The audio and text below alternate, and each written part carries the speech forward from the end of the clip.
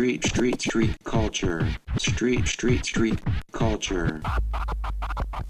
Street culture.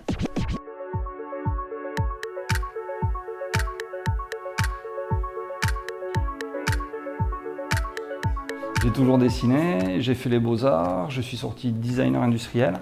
J'ai créé Zookeeper, cette structure-là. On pourrait nous classer en boîte de communication, mais on est vraiment spécialisé sur le visuel. Donc on fait de la communication visuelle, avec cette particularité d'être plus illustrateur que graphiste en fait.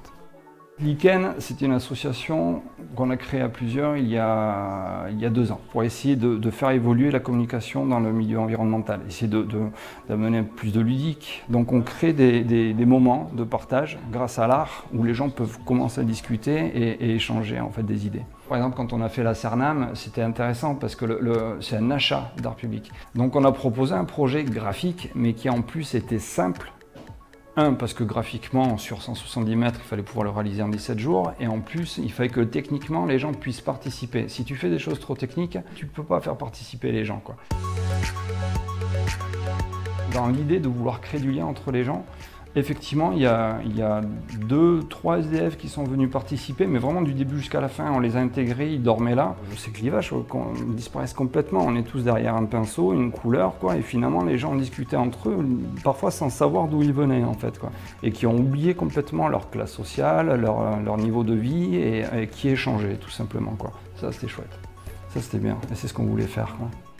Ça a été réalisé par le collectif Lichen, mais qui a eu la justesse d'inviter d'autres artistes du territoire. Je pense à Nacre, je pense à Moz, je pense Au Hasard, je pense à une flopée d'autres artistes qui ont participé à cette fresque. C'est une fresque unique, sur un thème unique, avec un code couleur sur 200 mètres de long, avec beaucoup de messages.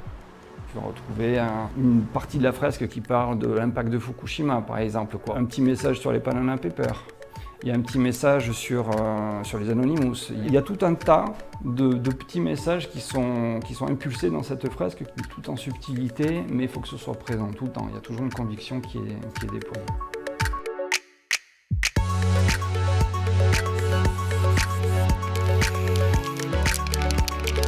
Je présente la dernière fresque réalisée. On a créé des cubes en fait, en partant de pixels, parce qu'on est dans une époque très pixelisée, sous-entendu numérisée à mort, où les technologies nous débordent un petit peu.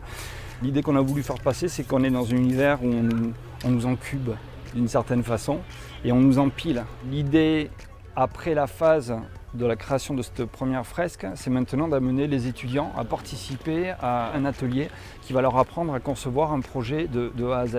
C'est aussi leur dire, vous êtes dans un univers où vous allez apprendre des notions qui vont vous former, qui vont vous créer des opportunités de métier. N'oubliez pas d'être créatif, n'oubliez pas de laisser une petite part à la poésie et à l'imagination pour pouvoir vous déployer vous-même en fait.